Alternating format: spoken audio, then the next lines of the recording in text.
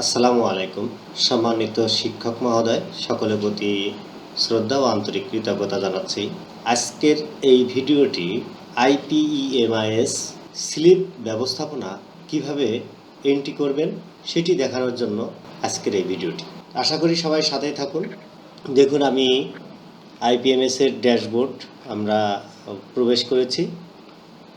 এখন সবাই প্রবেশ করতে পারেন জানি। এরপরে প্রোফাইল আপডেট, শিক্ষার্থী সারাংশ, বার্ষিক সুমারি, বার্ষিক পাঠ্যপুস্তক বিতরণ, আমার প্রশিক্ষণ ইত্যাদি আছে। এখানে নিচের দিকে একটু আমরা যাওয়ার পর দেখেন লেখা আছে স্লিপ ব্যবস্থাপনা। আমরা স্লিপ ব্যবস্থাপনাতে ক্লিক করব।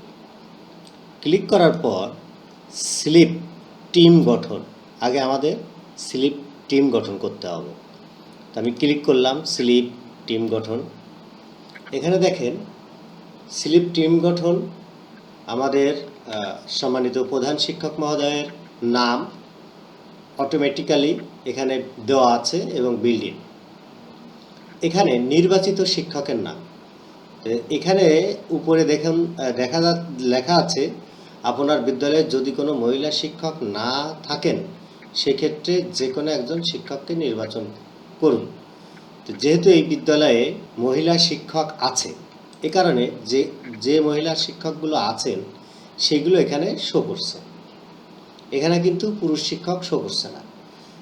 এখানে আমরা যে কোনো একজন মহিলা শিক্ষককে যখন ক্লিক করলাম অটোমেটিক্যালি তার মোবাইল নাম্বার এখানে নিয়েছে।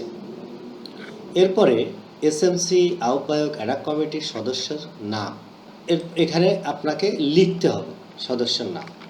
আমি লিখলাম একটি নাম।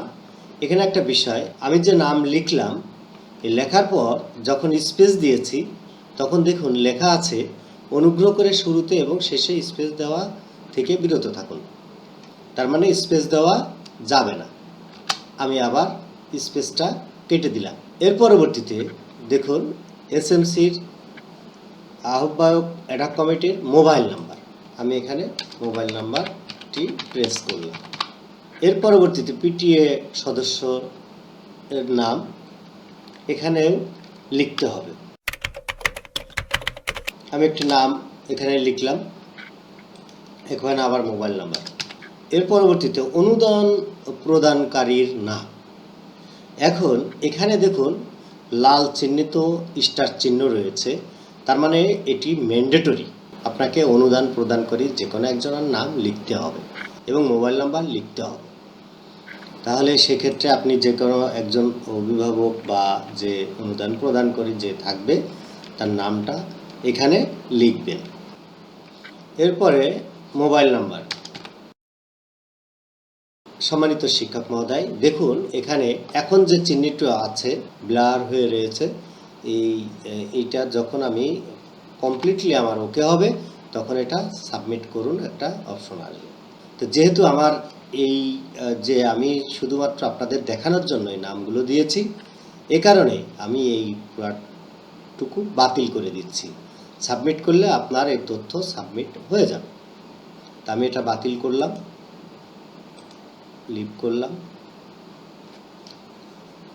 এর পরবর্তীতে যে অপশনটি আসছে আমাদের স্লিপ ব্যবস্থার মধ্যে স্লিপ আবেদন। যেহেতু কোনো স্বয়ংক্রিয়ত স্লিপ সেশন নেই, এখানে দেখাচ্ছে এটা স্লিপ আবেদন করতে সেশন চালু হওয়ার জন্য অপেক্ষা করুন। এখনও কমপ্লিটলি এটা চালু হয়নি, চালু হলে তারপর আমরা এই কাজটি করতে পারব। তো সম্মানিত শিক্ষক মহোদয়, এই ছিল আজকের ভিডিওটি। কিভাবে আপনারা স্লিপ যে তথ্যগুলো আমাদের ড্যাশবোর্ডে এন্ট্রি করতে হবে স্লিপ ব্যবস্থাপনার, সেটি আমরা দেখলাম। সবাইকে ধন্যবাদ। যে কোনো প্রশ্ন বা যে কোনো সমস্যা আপনারা যদি মনে করেন তাহলে হোয়াটসঅ্যাপে নক করবেন। WhatsApp mobile number 017168745887। সবাইকে ধন্যবাদ এবং আন্তরিক কৃতজ্ঞতা। আসসালামু আলাইকুম।